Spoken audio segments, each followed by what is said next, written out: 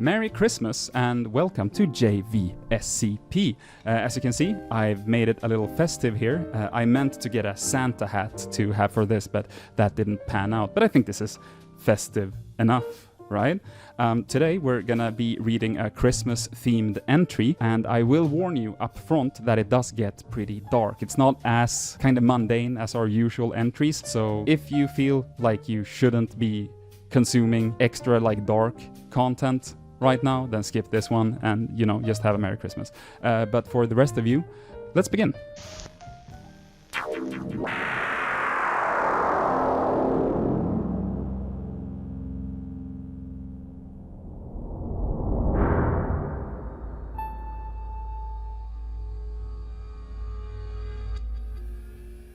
SCP-4666 by Hercules, Rockefeller. From the SCP Wiki. Object Class Keter. Special Containment Procedures. Web traffic and law enforcement channels worldwide are to be monitored for evidence of SCP-4666 activity, and particularly for cases of stalking or reports of anomalous phenomena involving families with young children.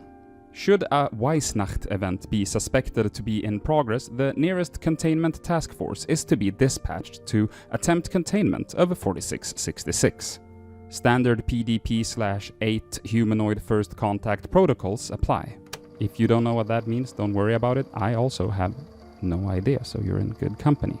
Media coverage of family deaths attributed to 4666 is to be suppressed or falsified to make said deaths appear as non-anomalous home invasion murders.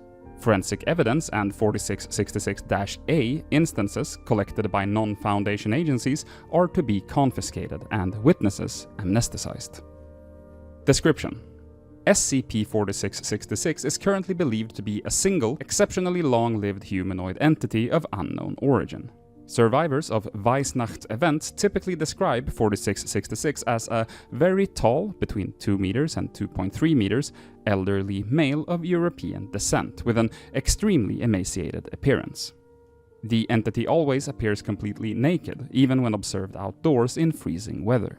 Though the nature and extent of its anomalous properties remain uncertain, 4666 appears capable of instantaneous or near-instantaneous travel to any location north of 40 degrees north latitude, and possibly to any location on Earth. 4666 activity occurs exclusively within a period of 12 consecutive nights every year, from the night of December 21st-22nd to the night of January 1st to 2nd. This period is known as 4666's active phase. During this phase, in what are termed Weihnacht events, 4666 will appear at dwellings in one or multiple locations north of 40 degrees north latitude. In all known Weihnacht events, these dwellings have shared the following characteristics: isolated rural location, home to a family with at least one child under the age of 8, and situated in an area with snow cover lasting throughout the duration of the event. Well, good thing that straight up global warming is just kinda taking care of this entity, so we don't really have to worry about it. That's good news. Weihnacht events consists of the following general progression. Night 1 to 7. Children will report seeing 4666 in the vicinity of their family's dwelling. The entity will typically be observed watching the dwelling from a distance, such as from across a nearby field or from the edge of a neighboring forest. In some cases, children will report waking up at night to find 4666 watching them sleep through a window. Nights 8 to 11. Family members, including the parents, will report sounds of footsteps coming from the roof or the attic. An extremely unpleasant odor will also frequently be noticed inside the dwelling. No cause for these phenomena will be found. As a result, parents will often begin to suspect that their family is being stalked, or even that their dwelling might be haunted. Night 12. Over the course of the night, one of two scenarios will occur. The first and most common is that SCP-4666 will kill all members of the family save for one child under the age of 8, whom it will abduct. 4666 will inflict incapacitating injuries to family members while they are sleeping, then herd them into a single room of the dwelling where it will proceed to kill them in view of each other. The method of killing varies with the event and will typically be preceded by some form of torture, which appears to serve a ritualistic purpose. See Weisnacht event log below. In the second scenario, which has occurred in roughly 15% of known Weisnacht events, SCP-4666 will not harm the family. Family members will report hearing footsteps inside their dwelling during the night, though no signs of forced entry will be found. In the morning, children will discover presents at the foot of their beds. These will consist of toys crudely crafted from the remains of human children. See SCP-4666-A instances log below. The criteria, if any, by which 4666 determines the outcome of a Weisnacht event are unknown. And then we are presented with two clickable little things here. We got the event logs and then the instances logs. So we're starting with the event logs. Location: Unknown village, Croatia. Year: circa 1498.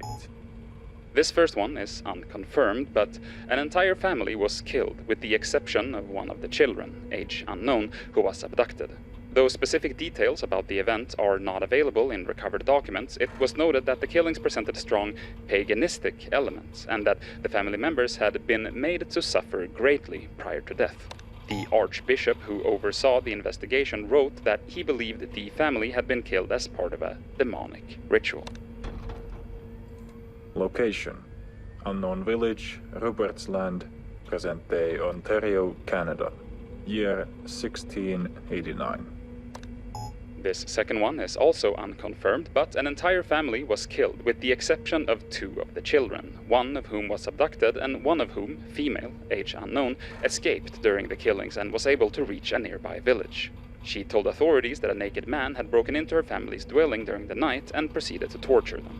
Exact methods not specified in recovered documents. Upon investigation, the bodies of the family members were found inside their dwelling, hanging upside down from the ceiling. All had been exsanguinated. Okay, we got a word that I don't know. Can I guess that's the removal of the skin, or emptied of blood, or something like that? Yeah, draining a person of blood, and it's pronounced how? Exsanguinate. Exsanguinate. Well, I'm guessing exsanguinate. But you get it. Let's just move on to the next one. Location: Eichstätt, Germany. Year: 1913. An entire family was killed, with the exception of the youngest child, male, age 3, who was abducted. The bodies of the parents and 5 other children were found inside a stable adjoining their dwelling. They had been restrained by having knives, pitchforks, and other sharp implements forced through the palms of their hands and into the walls of the stable, before having their tongues removed, leading to hemorrhaging and death. Blood from the family members had then been used to paint elaborate patterns of unknown meaning on the hides of the mule, goat, and 2 cows present in the stable. The animals themselves were not harmed. Neighbors told authorities that in the week preceding the killings, the father of the family had mentioned finding tracks in the snow around the family's dwelling, which appeared to have been made by bare human feet. Ooh, that's a good little spooky. I like that. It was kind of falling off it, or it was kind of losing me a little bit, like they always do when it's too like, and then they cut their tongues and they stapled their fingers together and they cut their eyeballs and were forced to eat them.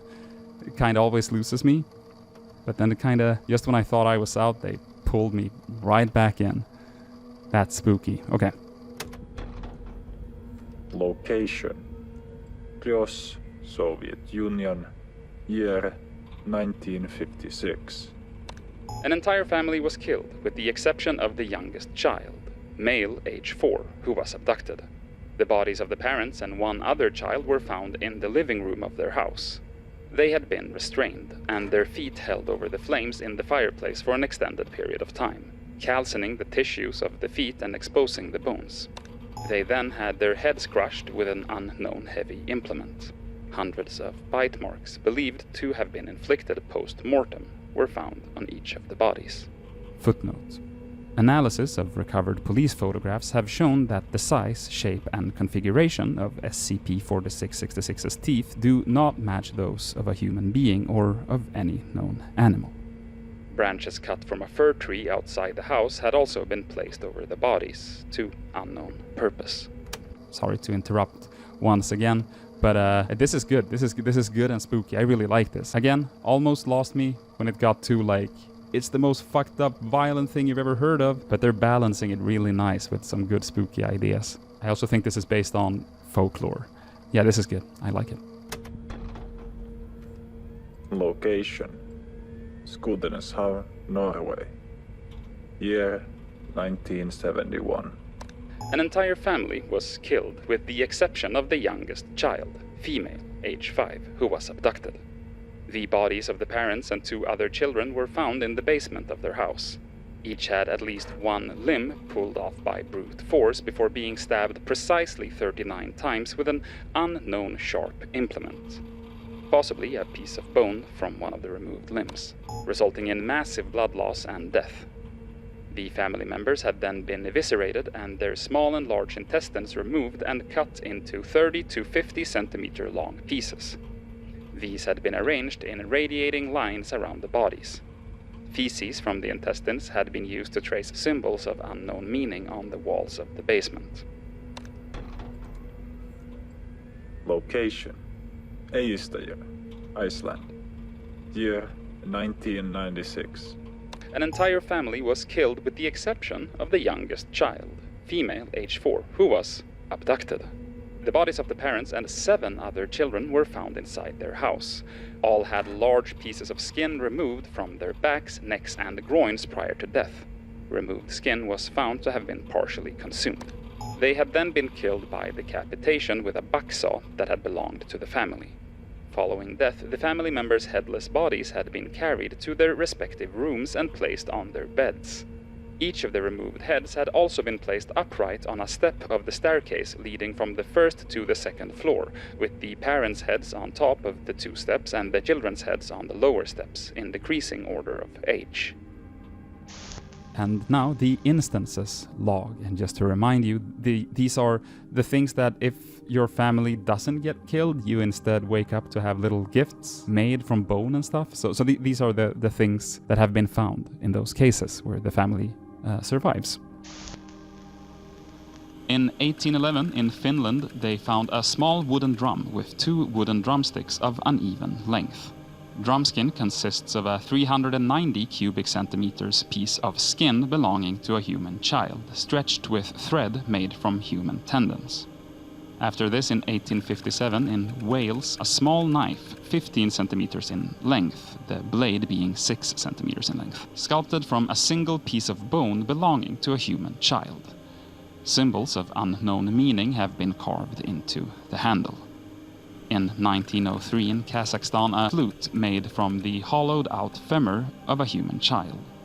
Holes have been bored at uneven intervals along its length. The femur appears to have been dyed with human blood. In Michigan, in the year 1960, they found a wooden box containing 13 miniature human-like figurines, each 4 to 6 centimeters in height. They were made from phalangeal, is how I'm going to pronounce that, bones of human children, tied together with strips of human tendon. The figurines have been decorated with human hair and small pieces of torn clothing. DNA testing revealed that the remains belonged to 18 separate children. Then, in 1976, in Canada, or more specifically Cape Broyle, they found a ball, 23 centimeters in diameter, made from 19 layers of human skin wrapped tightly around the desiccated head of an unidentified human child, male, ages 2 to 3. Layers of skin are held in place with pine resin. That one is really gross to me. Something about a skin ball that I don't like. Brave statements only on the JVSCP channel. Skin balls, not good, don't like them. And finally, in the Netherlands in 2006, they found a hairbrush. The handle is made of wood and poorly carved. In place of bristles, 43 deciduous human teeth have been set at irregular intervals into the handle. DNA testing revealed that each tooth belongs to a different child. Only 2 of the teeth could be matched to known abduction victims of 4666. Teeth vary in age from a few days to over 400 years.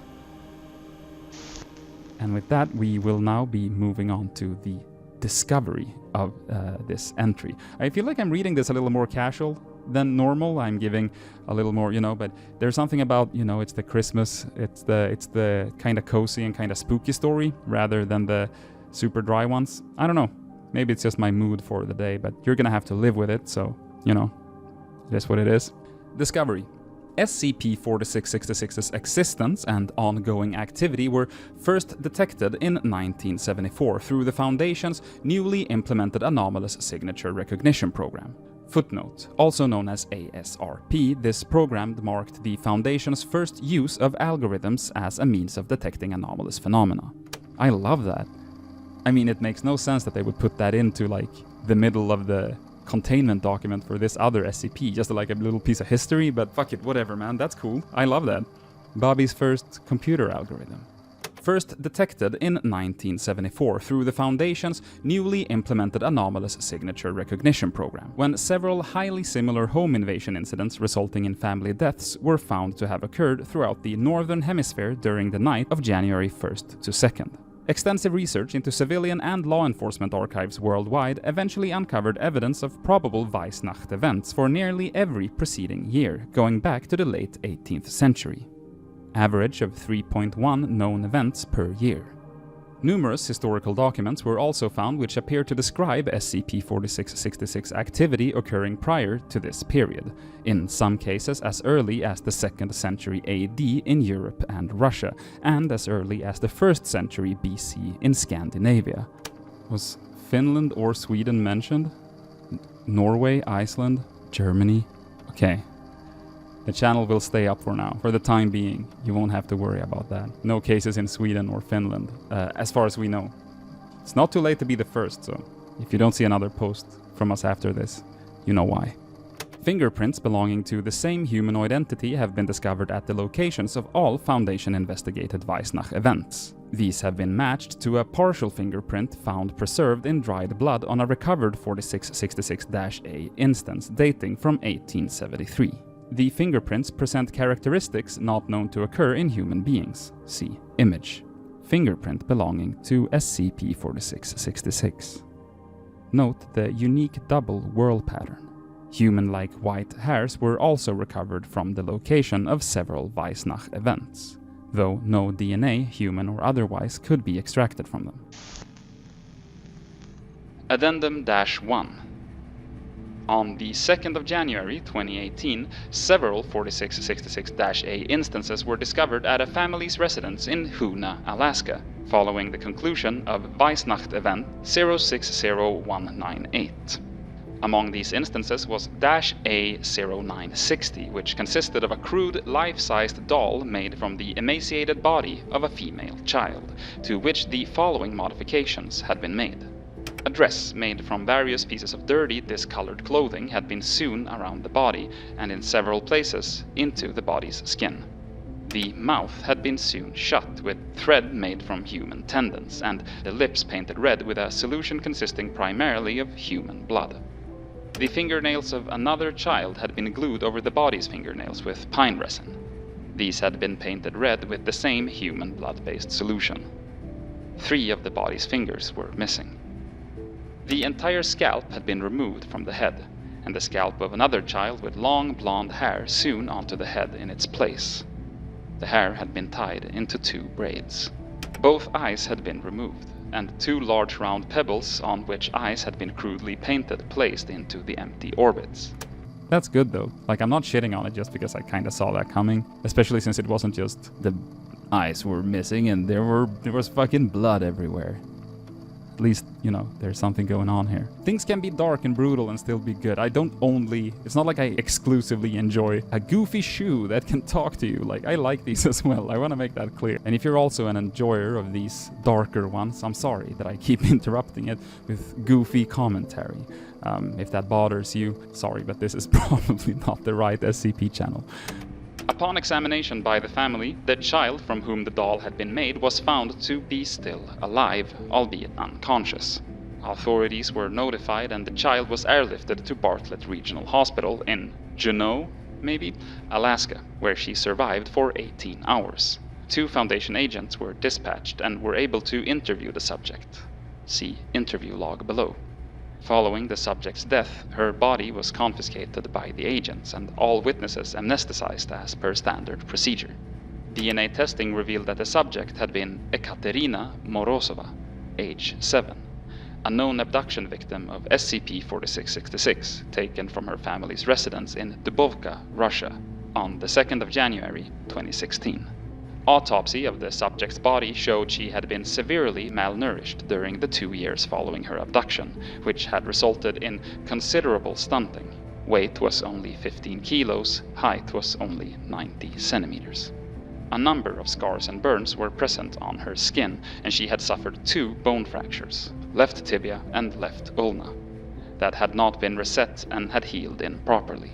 Hands were heavily calloused. Cause of death was attributed to multiple organ failure resulting from severe, sustained malnourishment. Audio log 4666 06201. Date: the 2nd of January 2018. Time: 23:27 to 23:49 a.k.a. Location: Bartlett Regional Hospital, Juneau, Alaska. Interviewers: Agent Antony Kalchzik, Agent Susan Muse attending. Subject: Ekaterina Morozova, female, age 7. Notes. The subject regained consciousness for a period of roughly 30 minutes prior to expiring, during which she was interviewed. Hospital staff had previously removed the thread that had been sewn into her lips, allowing her to speak. Despite having been administered a morphine drip, the subject was largely coherent throughout the interview. The subject did not understand English and initially spoke only a language that was unfamiliar to agents Kowalczyk and Muse. Footnote. Recordings of this interview are currently being studied by the Department of Linguistics, as the language spoken by the subject was later found to match no known language, living or dead. Early indications are that it might be related to pre-Proto-Germanic. However, after several minutes, the subject began addressing the agents in Russian, which she spoke poorly. Agent Kowalczyk, who spoke rudimentary Russian, was able to conduct the interview without the need for an interpreter. Hello, I'm Anthony. What's your name? Are you gonna take me back to him? No, I promise. I'm just here to talk to you. I don't want to go back. You don't have to. You're safe now, Mishka. Can you tell me what happened to you? Do you remember the night he came to your house? I remember he hurt Mama and Papa and Katya and Juliana for a long time, and they were bleeding. After they stopped screaming, he put me in his bag. His bag? He had a big bag. Other children were in the bag too. I think we go to other houses. I hear people screaming outside the bag all during the night. Each house he put another child in the bag. Then after the night he take us away. Where did he take you? On the ground. Deep. Underground? You mean in a basement? Deep. Everything. Earth and mud and ice. Bones everywhere. Everything cold. I can't sleep because it's too cold. Were there lots of other children there with you? Lots of children. Lots of tunnels. Lots of holes, but I can't see all. I can't see the other grumbles. Too dark. My hole is with Renee and Hekla and Sasha and Paul. We make the toys together. The toys? If you don't make the toys, you don't eat. Don't stop making the toys. Don't fall asleep. Or he hurt you. He hurts you? How? He hit you, or he burned you. Or he bite off your fingers. Or he cook you on the fire in his room and eat you. He eat Philip and Sally. What about you? How did this happen to you? Did he do this? Renee and Heckland, Sasha and Paul do this. They have to. Why? I get sick. When you can't make the toys, you become the toys.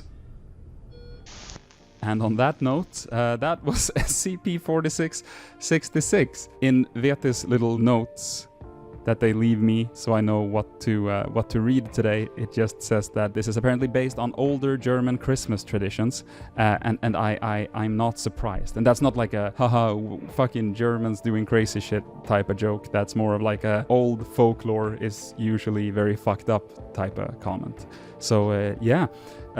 What a change of mood, I guess, for the channel to do a really spooky and dark one. Not gonna lie, I kinda enjoyed it. Made me think that maybe we should do some more spooky ones. We always, you know, try to keep it open to if we're gonna do spooky ones or famous ones or ones that you maybe haven't heard of or safe ones. But since at least but I think Veeti as well, lean quite heavily towards the mundane ones, it always ends up being more of those. But now that I actually did get to one of these, this is fun. I'm a spooky boy. I like spooky shit. It's not like I in any way don't like these ones. I just feel that the mundane / safe ones get way less attention, so I feel like we can bring something new to the table with those. But there are likely a bunch of spooky ones that also aren't like super famous. So yeah, we might do more of this.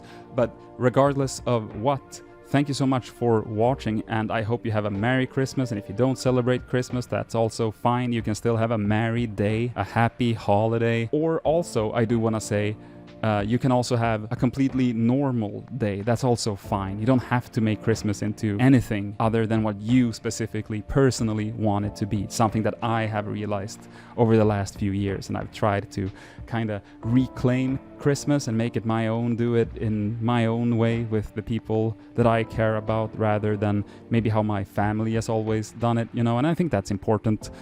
This is completely unrelated to this video or something. I guess general life advice. I don't know if this comes out on the 24th or 25th. Now I just ruined the illusion that we're recording this on the same day, but you understand that we don't. If it's the 24th, that's my birthday. I am now 31 years old, so you can take my advice. I'm an old man now, and my advice is make Christmas, if you celebrate it, nice for you and those you care about. Don't do it in a way that you've maybe always done it just because you're supposed to. You know, if that's what you want to do, go ahead, but yeah. Make it yours, make it nice, make it cozy, with the risk of sounding like a cliche. It's about fucking caring for each other and shit, you know? So do that. Go hug a loved one. It has been a strange year. This became now my end of year look back rant. It's been a strange year, and especially lately. Someone very close to me has been suffering from some pretty major health stuff, and they've been in a hospital for quite a while now, and I really wish that I could hug him. And yeah, so make sure to love and hug your loved ones. Do that. And with that, I hope you have a very Merry Christmas, Happy Holidays. Thank you for watching. On the screen are our channel members and our patrons. We're very, very thankful to them. And there might be a little bit of a lull in videos for a couple of weeks as the new year starts up. I don't know, maybe we'll keep on going as normal, but I'll be going away for a few days, and you know, holiday season, whatever. We'll be back every week in a little bit. Maybe we'll take a 2-week break. I don't know, we'll see. But don't worry about it. Take care of yourselves, and talk to you next time. Bye-bye.